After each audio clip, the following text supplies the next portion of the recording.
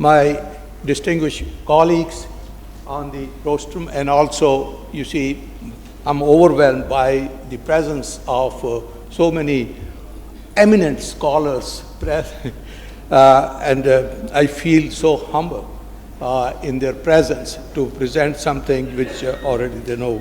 And I think we, both myself and Dr. Nilofar Sheikh, decided to the theme, because the theme was very long, and we decided to split it into two parts. The best part she has taken,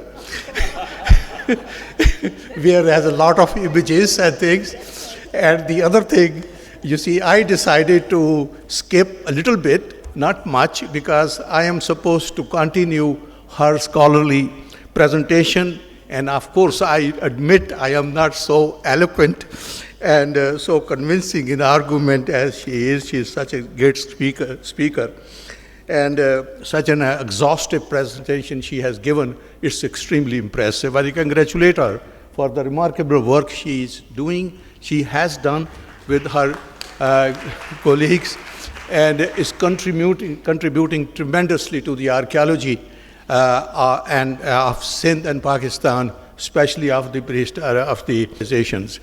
I'm thankful also for the very kind invitation I received, and it was a wonderful opportunity for me to, and it still is, to meet my colleagues across the world who still remember me, because I'm away from the archaeological scene of Pakistan for the last 16 years or so, and mostly now devoting my attention to teaching and very little work, and only the kind of a secondary work I do.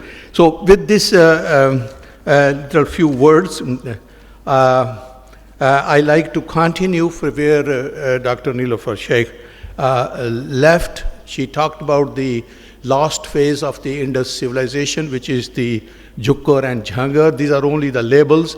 Actually, it is the stage of human development in civilization in Sindh of Indus civilization, which is sometimes called the sort of a declining stage, sometimes transformation from the mature to another phase, gradually merging into the local cultures until the Indus tradition was completely wiped out or assimilated, you see, into and emerged into something new.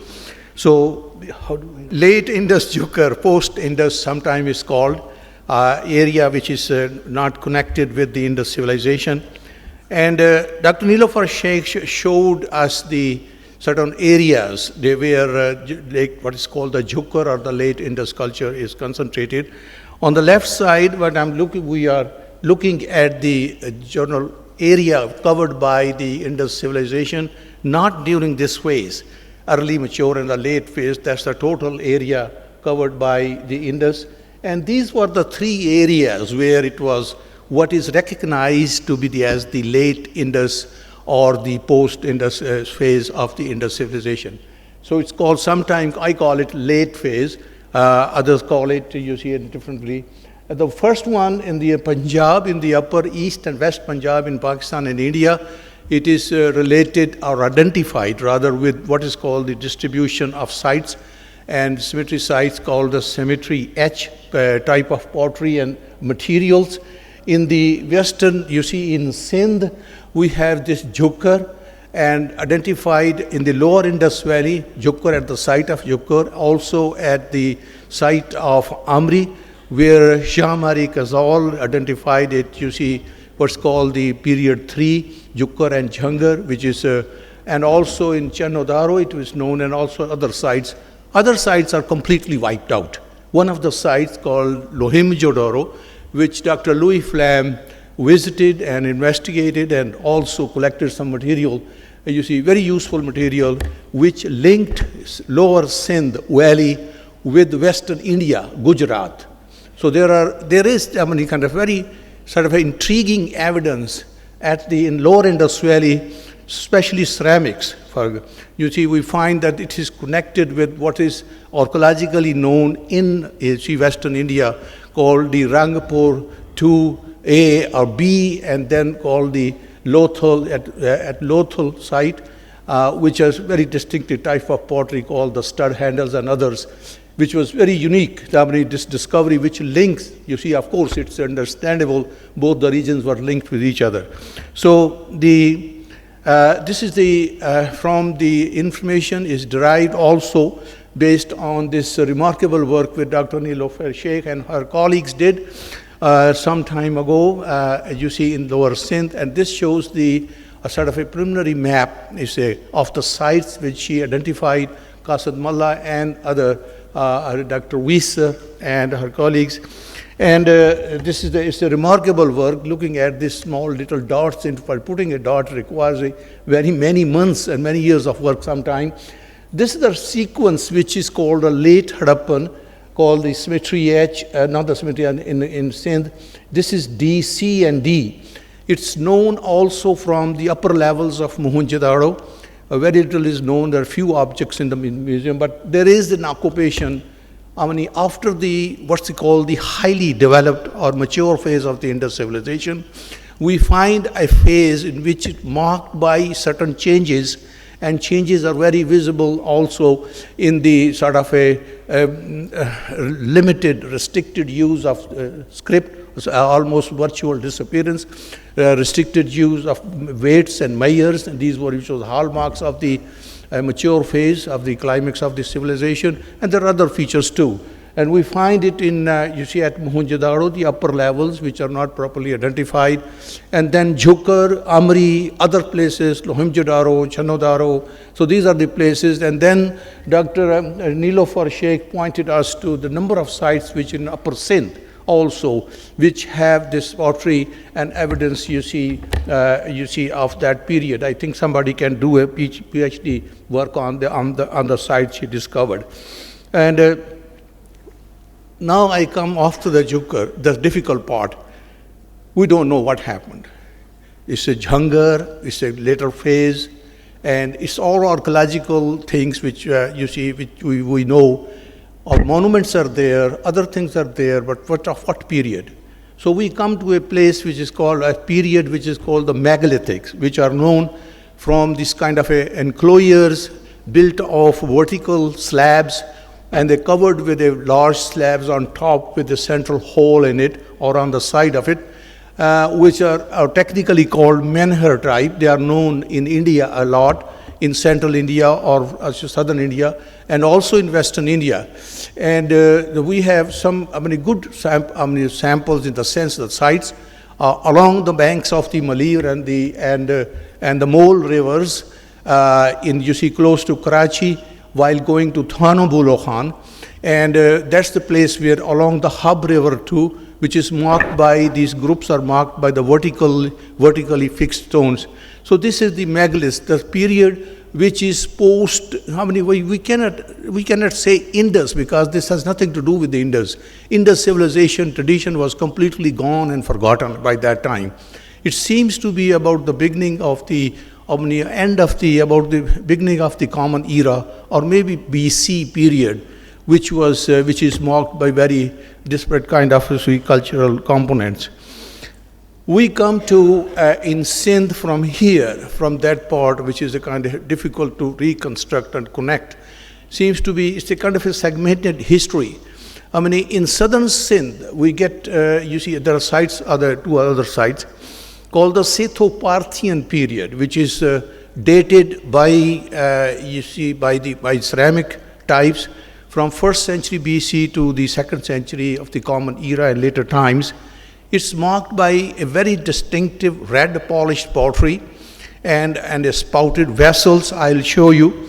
And then you see it's linked with sites with Western India, Gujarat on that side, and also it has parallels with Upper Indus Valley as far north as Texla. This is the type of pottery which is now called the Setho-Parthian pottery. It has a very kind of a soapy surface on both sides, red polished, and sprinklers it's called. These are the spouts, as you see here, you get this vertical kind of a hole through it, and this is the complete pot, which is and that's the very distinctive pottery which occurs only in the beginning of the Common Era during this in Sindh. Some people try to associate with the Bactrian, Indo-Greek or other, but it's very far-fetched idea. This is the period of that early time, just before we get this Sasanian influence, and known by, you see, is well known by the turquoise glazed, it's a thick glaze vessels of very typical form, very distinctive form, and has a embossed or in decoration in relief, coated with thick glaze on both sides, but the exterior has this bunches of grapes and other things and linear and wavy designs on the exterior side. So this is the kind of a pottery we get. It goes into the Islamic period, which follows the Sasanian and the glazed pottery, and also across the, you see, of the Hindu-Buddhist period. That's the form of the restored vessel. It doesn't look very nice and beauty thing, you see, to display, but that's the very precious piece of evidence coming from Bambor. The previous one also, which I was showing, that comes from Bambor. These are the larger vessels. Sometimes they don't let you open the showcase and take your picture. I have to take it through the glass, and I am sorry for the bad quality of it. Now, it follows with another period called in Sindh, in history, Hindu and Buddhist period. And this period is very fascinating because there is a lot of literature on it. There are temples, other things, religious places, but archaeologically, it's not very well known. Archaeologically, we need tangible evidence, you see, something coming from the context from the settlement side. The settlements which belong to this period have not been fully excavated, except those areas, you see, occupation level, where it has been found below the later remains. So what is this Hindu-Buddhist recognized in Sindh? And there are so many sites. Buddhist sites are more than actually the Hindu sites which have been, you see, preserved. And we find this famous stupa at Mirpur Khas, which doesn't exist any longer, except as just a flat ground. It has been completely wiped out. All the material has been taken, bricks, stone, everything, carvings. And the only, I think, I haven't seen it, you see, recently, but the last time I was the Director General, at that time I couldn't save it. You know, there are certain other things. But the thing is, that is not the place to mention these things, but this is a very famous stupa called the Kaho Jodoro, and very famous, you see, 7th, 8th century. And Buddhism was quite very, very prominent, as you see, very religion followed extensively all over Sindh. There are several stupas, even at Mohenjo-daro. I'll coming to that.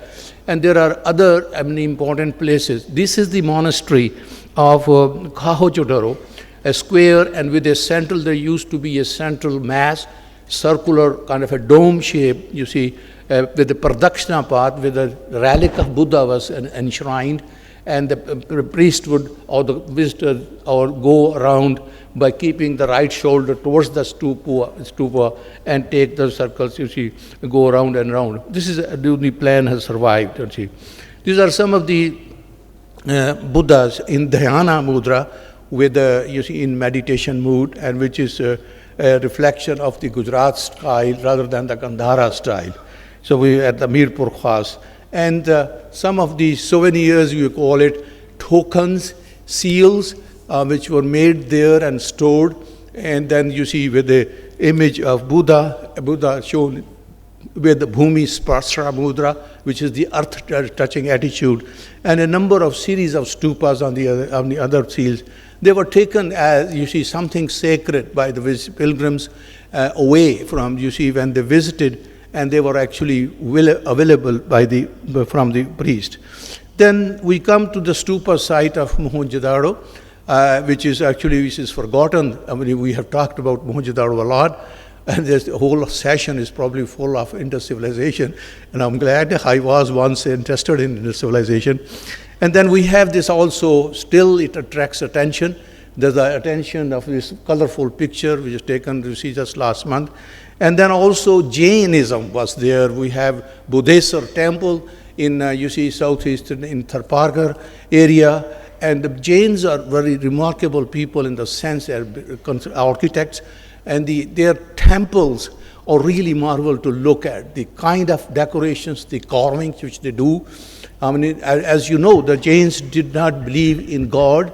They believed in meditation, and these were the jinas, 24th, you see jinas, and this is the jinas are shown there, placed there just for focusing, for enhancing, you see, meditation.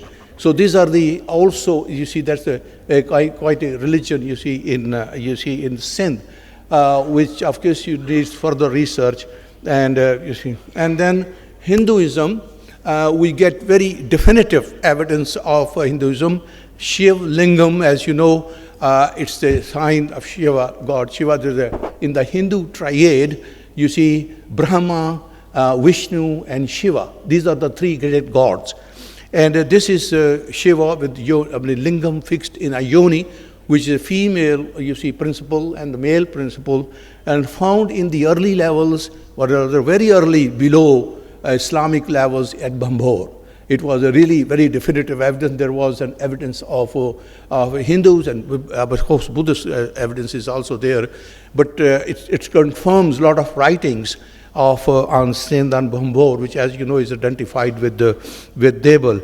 And we find this three-part lingam also placed right at the steps of which were removed, of course, and you see we removed on the great mosque, which occupies the central place in Bambor.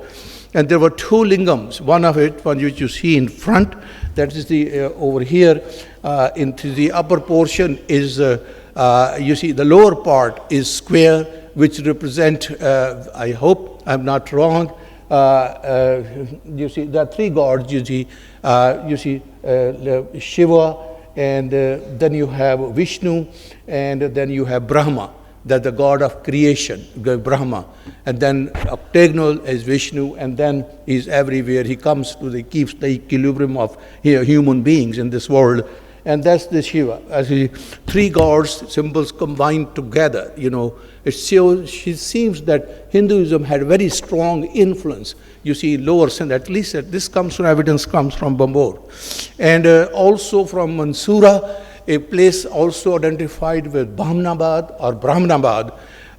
There is a relief, a kind of, you see, in which there was a major sculpture, kind of a stele, and with a numerous, you see carvings, gods or semi-gods and other deities, and which you see, this is known from early excavations by Cousins and others. As far as pottery, material culture is concerned, we are very clear when from the Hindu levels were found this stamped pottery, which is on the top on here, and this molded pottery, a bowl, which creates a beautiful designs from Bambor. And this comes from the 6th century, 7th century levels of Bambor, and also is comparable to the sites you see of Mansoura. This comes from, it's a beautiful vase, you know, coming from Bambor. It's all displayed there of that period. And this comes from Mansoura, of course, contemporary site, which is almost, you see, the decoration in relief that is created with the mold, with the help of the mold. And then these are the early excavations, and we can know, we can detect some of the sculptures which were found in Brahmanabad, which is now Mansoura, and that is you see, these are the sculptures by, you see, Belazes in 1854. These are line drawings. The actual material, we don't know where that is, but at least this is it's very clear that there was a very strong, very extensive occupation of the Hindu period over there. Then this is the pottery of which is quite distinctive from the Islamic pottery. And this is with peacock designs and other on a yellow, on a cream slip, and with red and also black. Now, for a change, because we are dealing with the second part of because you see, of the history of Sindh, the archaeology and culture of Sindh, of course, this comes the Islamic period, which is very emphatic period in Sindh, history and culture. And at the excavations, thanks to the excavators, you see, excavation at Bambor, especially for 6 long years, have revealed, you see, substantial evidence. And also, I understand that excavations are going on at the moment. Dr. Asma Ibrahim is associated with the work, and her colleagues with the Italian and the other colleagues from France. And now we find, very clearly defined periodization. We think of periods. Actually, we should be thinking of the development, the evolvement of culture, human material culture. But this is how the evidence that we have. Then we just reconstruct piece by piece and try to discern from what actually it means. Umayyad period 7, after the reign of Muhammad bin Qasim, 7 to 11 is very clear. And I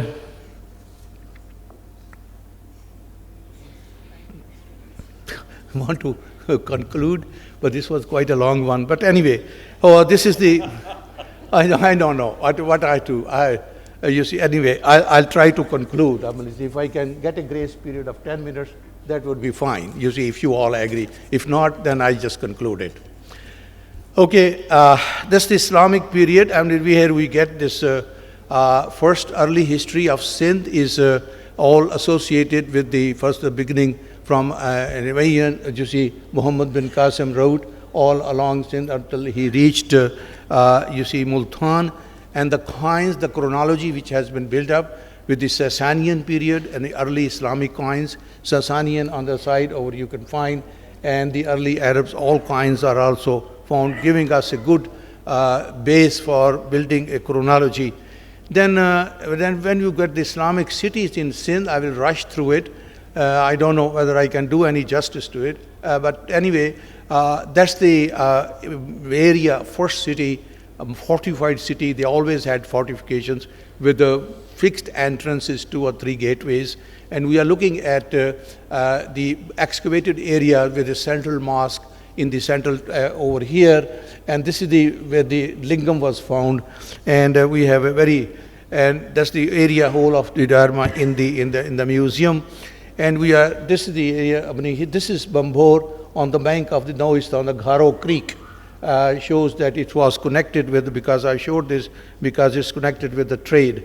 This is the chronology, how it is worked out, and it's fortifications, all very clear, for the huge semicircular bastions, all lined with 6.5 feet wide stone walls and filled with mud, brick and mud. And then that's the actually construction on a 7.5 feet high revetment base. It was constructed, and one of the gateways opening to the lake. And then in the center is the mosque. Rather, it occupied a central place. 2 inscriptions were found, and then also other material. And it has been in the earlier time of it, there was no mihrab, because mihrab was introduced much later. That's the view, general view of the mosque, looking towards towards north and northeast. And that is one of the entrances, and the great courtyard and the prayer chamber is behind. And that's the northern part, which actually a gateway, which faced Darul Imra, the house of the Amir. And then in Mansoura, no excavation, actually even without excavation, the town planning was very visible because of this concentration of this pottery and other material, and the open areas show you the avenues and the streets, and there's a fortification around. That was a major capital city in Sindh. That's the only thing which is left. Let's walk into it. These larger areas, they're quite larger spaces. There's one we started excavating. This is how it looks, piles and piles of mud, burnt bricks. And that's one of the houses that was excavated, gateway, and then very good sewerage system. These are the 2 objects you have seen. And then mosque occupied the central place in Mansoura, as you see, also just like Bambor. But one thing, give me just 3 more minutes, and I'll go away. Thing is that it was not an isolated development of the cities, emergence of cities. Like there's a tradition, long tradition, from Sindh right up to the Islamic period. It was participated into Bambor. These cities participated in the international trade. And that is, first we have Siraf in the Gulf, and then going across to Oman. This is, you see, at Bambor, there's a gateway facing the anchorage and the creek, and that's you are looking at through the gateway, and the anchorage is in front where you see, and then my friend, you see, coming down, showing you the scale of the how it looks. That's the anchorage looking backward towards the gate. In Siraf in Iran, that's the, it was area, I mean, from the hills, protected by the hills. That's the sea, and which was a contemporary city. It's still flourishing, but behind it was the Siraf city site, which was contemporary with Bambor. And in Oman, we have, it's a site called Suhar, and that's the area which is the, here, that's the reddish area, shows the, and there's behind it are the mines, copper mines, which were used even during the, exploited during the Islamic period. That's the map you see with you have Suhar. And just wanted to show, say, how it is linked one to one. Somebody may say that I'm just pulling the legs, but this is not the thing. This is not pulling the evidence or something. These are the two sort of vases from Bambor, and this is from Suhar. And then you have this glazed pottery, which I pointed out with a relief from Suhar, and this graffiato pottery, which was very special, 8th century, that we find from Suhar. And then this alkaline, this kind of a Syrian type of white paste pottery from Suhar, one to one, and this is very evidence here. Direct evidence of import from China. This is the Chinese Sildon and the stonewares which were introduced in Sindh on the coastal cities, especially. I mean, Bambor served, you see, as a port for the hinterland, and where all the things were imported and exported. And Chinese Sildon and stonewares, they are very distinctive. They are found, you see, at Bambor, and Mansoura, at Siraf, and other places, Chinese porcelain. And then this is the stone where the inscription also, here you see the Chinese inscription. That is a very strong like stone where you see, that's from Mansoura, all the coming, and this is from Siraf. Now, I can skip arts and crafts if you like, and you see something on the ceramics. This is the graffiato, which was actually imported, and which has some holes for mending in antiquity. And this luster glaze still shines like gold. And this is the one still preserved in museum over there that was imported from Iran, northeastern, western Iran. There were special kilns and their special technique, and you see manufactured, you see, which were imported, also went all the way to Egypt and also Syria. And these are the old excavation reports, and then some of the things were actually produced locally.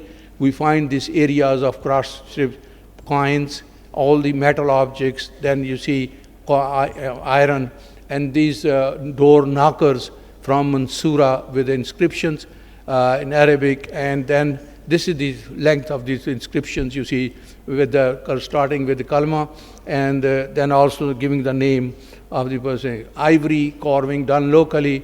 Then also we have glasswares. Bambor glasswares are really remarkable in different colors. And we have these beads and all this showing contacts and access to the raw materials of these people to the region. Thank you very much for giving me a chance.